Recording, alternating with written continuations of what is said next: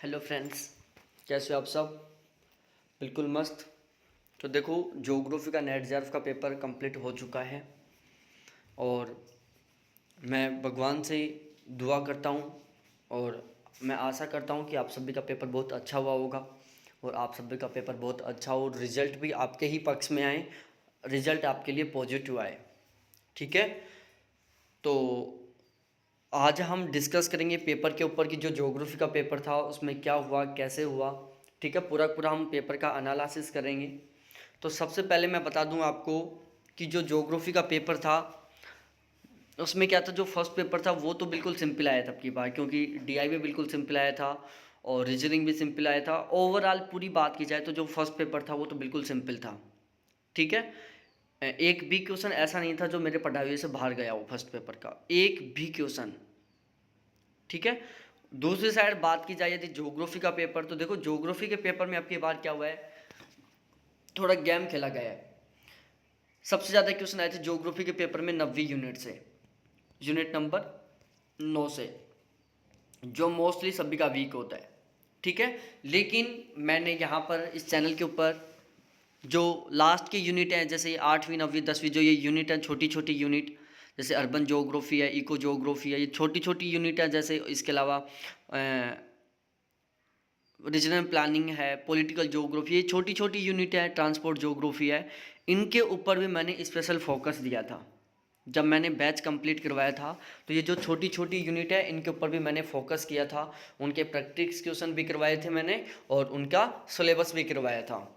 तो जो कैंडिडेट मेरे बैच को अच्छी तरीके से फॉलो किया था जिन्होंने, उनका तो ओवरऑल पेपर बहुत अच्छा हुआ होगा।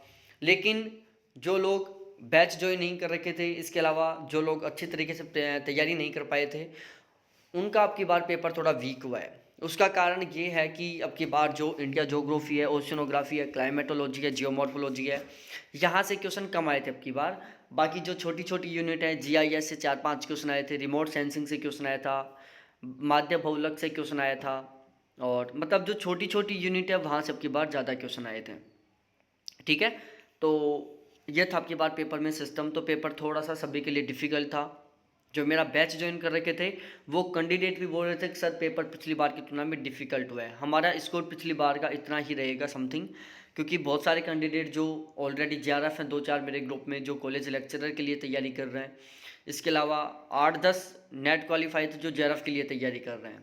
लेकिन अब की बार क्या है, कट ऑफ पिछली बार की तुलना में कम जाएगा। ठीक है। तो एक बार हम कट ऑफ का डिस्कस कर लें। ये जेआरएफ का कट ऑफ है, ये नेट का कट ऑफ है। ठीक है। आप खुद मैच कर लेना।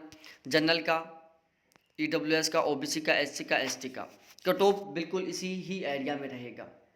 ठीक है। तो अब की बार जिसका नेट हो रहा है, जिसका जेआरएफ हो रहा है, जिसका जेआरएफ हो रहा है उनके लिए तो सबसे अच्छी बात है, बहुत अच्छी बात है उनके लिए जिनका जेआरएफ हो रहा है। अब जिनका जेआरएफ हो रहा है उनको बहुत अच्छी बात है, जिनका नेट हो रहा है उनके लिए भी अच्छी बात है, लेकिन बहुत अच्छी बात नहीं है क्योंकि उन्हें जेआरएफ भी निकालना है। ठीक है। तो जिनका आपके बाद नेट हो रहा है वो जेआरएफ के लिए तैयारी करें। मेरा नया बैच स्टार्ट हो चुका है ज्योग्राफी का। 19 तारीख से मैं बिल्कुल अच्छी तरीके से, बिल्कुल सिस्टम से बैच स्टार्ट कर दूंगा। तो जो कैंडिडेट अब की बार जेआरएफ नहीं निकाल पाए, जो कैंडिडेट अब की बार नेट नहीं निकाल पाए, जो कुछ पॉइंट से रह गए, कुछ ज़्यादा अंतर से रह गए, सभी स्टूडेंट जो ज्योग्राफी से हैं, जेआरएफ निकालना चाहते हैं, नेट निकालना चाहते हैं, साथ ही साथ कॉलेज लेक्चरर बनना चाहते हैं, हमारा जो मेन टारगेट है वो है कॉलेज लेक्चरर का, असिस्टेंट प्रोफेसर का। ठीक है। तो जो लोग असिस्टेंट प्रोफेसर बनना चाहते हैं, कॉलेज लेक्चरर बनना चाहते हैं, जेआरएफ निकालना चाहते हैं, नेट निकालना चाहते हैं, तो वो सभी स्टूडेंट मेरा बैच ज्वाइन कर लें। बैच ज्वाइन करने के लिए कॉन्टैक्ट नंबर है 7891350470। बिल्कुल नाम मात्र चार्ज रहेगा, बिल्कुल सबसे कम चार्ज रहेगा।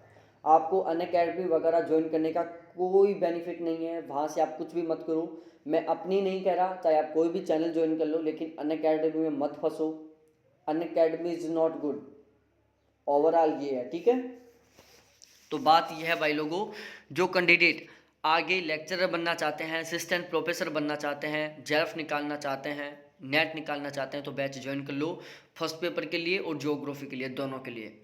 दूसरी साइड बात की जाए, आप ज्योग्राफी के लिए भी बैच ज्वाइन कर सकते हो और एक बात बता दूं भाई लोगों, अब की बार चाहे कोई सा भी स्टेट हो, राजस्थान में आरपीएससी कॉलेज लेक्चरर की वैकेंसी का नोटिफिकेशन आ चुका है। ज्योग्राफी की टोटल 48 पोस्ट है। यूपी में टीजीटी पीजीटी का चल रहा है। ज्योग्राफी का सिलेबस बहुत लेवल से कराऊंगा मैं, आपका टीजीटी पीजीटी का जो सिलेबस है वो भी कवर हो जाएगा। केवीएस का वह नोटिफिकेशन आने वाला है, केवीएस का नोटिफिकेशन आने वाला है। तो जो लोग ज्योग्राफी से केवीएस की तैयारी करना चाहते हैं वो भी बैच ज्वाइन करें, उनके भी ये बैच काम आएगा ज्योग्राफी का। इसके अलावा यूपी में कॉलेज लेक्चरर की, एमपी में कॉलेज लेक्चरर की या असिस्टेंट प्रोफेसर की वैकेंसी आने वाली हैं। हरियाणा में असिस्टेंट प्रोफेसर की वैकेंसी आने वाली है। हरियाणा, यूपी और एमपी, इन तीनों स्टेटों में कुछ ही समय में, हो सकता है 2020 में ही आ जाएं, असिस्टेंट प्रोफेसर की वैकेंसी आने वाली है। तो हमें बहुत ही सही ढंग से अभी से तैयारी में लग जाना है, ठीक है। तो ज्योग्राफी से हमें अब की बार असिस्टेंट प्रोफेसर बनना है, हर हाल में बनना है।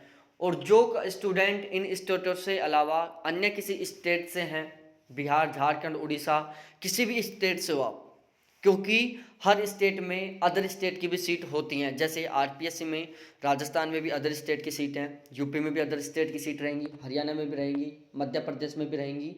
तो हमें यह नहीं लेना है कि कौन से स्टेट में निकल रही है, कहीं भी निकले कॉलेज लेक्चरर की वैकेंसी, हमें वहाँ पर फॉर्म अप्लाई करना है। और ज्योग्राफी से हमें असिस्टेंट प्रोफेसर बन के दिखाना है, अब भी दिखाना है। साथ साथ हमें जेआरएफ निकालना है, हर हाल में निकालना है। और उसमें बहुत अच्छा स्कोर करना है, हमें कुछ भी हो जाए बहुत ही अच्छा स्कोर करना है, ठीक है। तो आप मेरा बैच ज्वाइन कर लो, बिल्कुल नाम मात्र चार्ज है।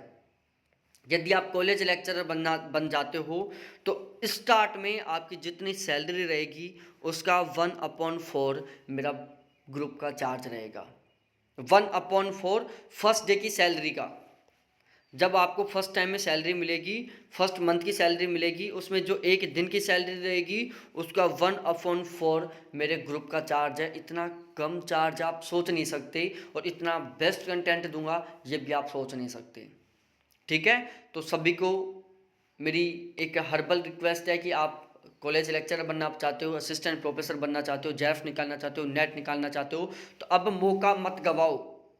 असिस्टेंट प्रोफेसर कॉलेज लेक्चरर की वैकेंसी 2-2, 3-3 साल में आती हैं, फिर 2-3 साल बाद में आएंगी। तो मौका मत गवाओ, बैच ज्वाइन करो, बहुत सही ढंग से हम तैयारी करवाएंगे, ठीक है। और ये है कट ऑफ का क्राइटेरिया। तो बहुत बहुत धन्यवाद आप सभी को देखने के लिए। Thanks, bye.